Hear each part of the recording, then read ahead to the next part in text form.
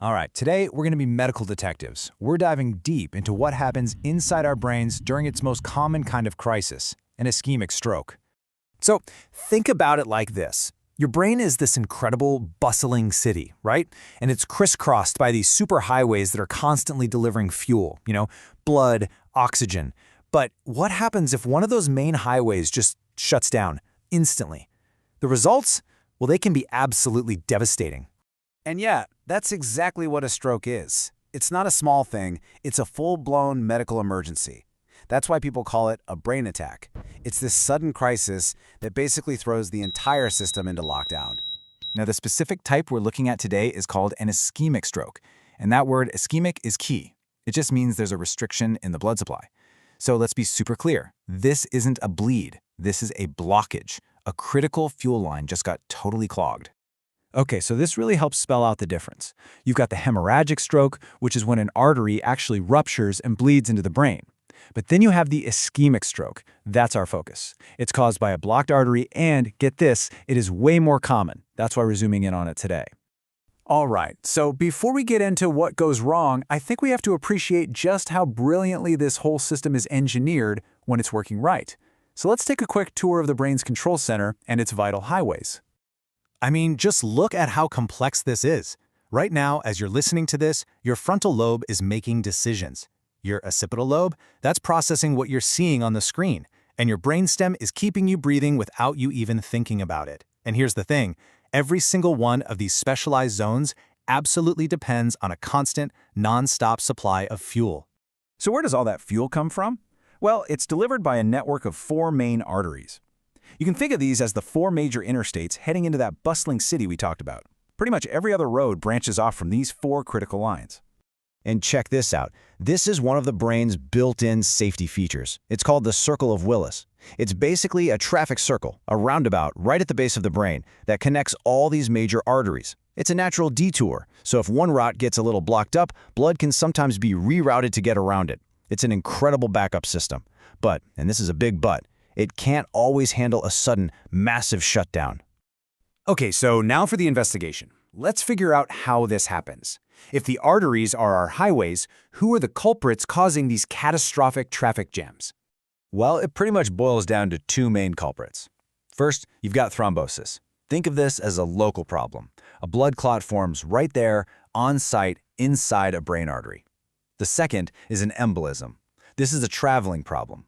A clot forms somewhere else in the body, say in the heart, breaks off and travels up until it gets stuck in one of the brain's narrower arteries. Let's dig into that first one, the local culprit, thrombosis. This is kind of like a slow burn that leads to a sudden explosion. It all starts with some damage to the artery wall.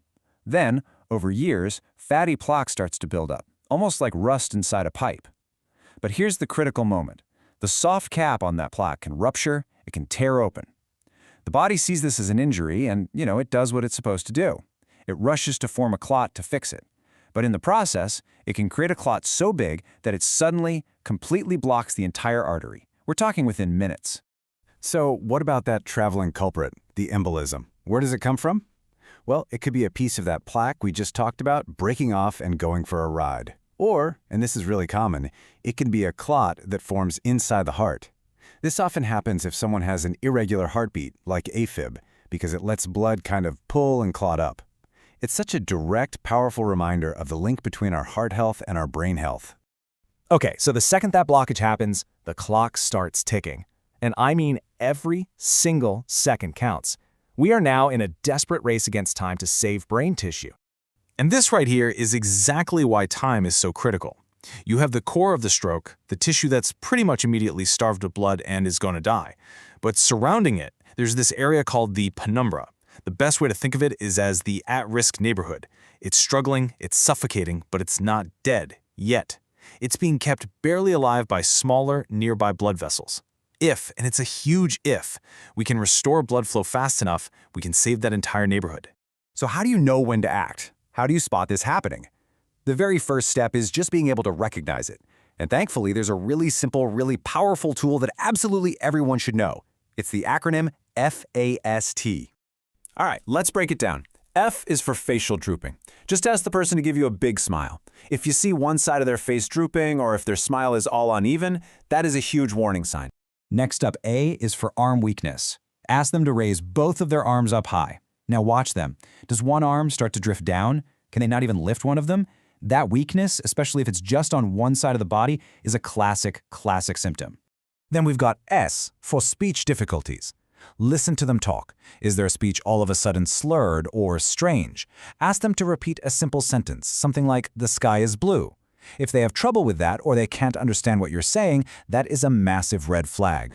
And finally, T. Now, T isn't another symptom. It is the most important action you can take. T is for time. Time to call for emergency help immediately. And listen, even if the symptoms seem to go away, you have to treat it like an emergency. When we're talking about a stroke, time saved is literally brain saved. So once that call is made and you get to the hospital, the emergency response kicks into high gear. Doctors have a couple of options. They can use powerful clot-busting drugs, you might hear the term TPA, to basically dissolve the blockage. Or in some cases, they can go in with a tiny wire, guide it right up to the clot, and literally pull it out or suction it away. Both of these are designed to do one thing: clear that roadblock and get blood flowing back to that at-risk penumbra as fast as humanly possible.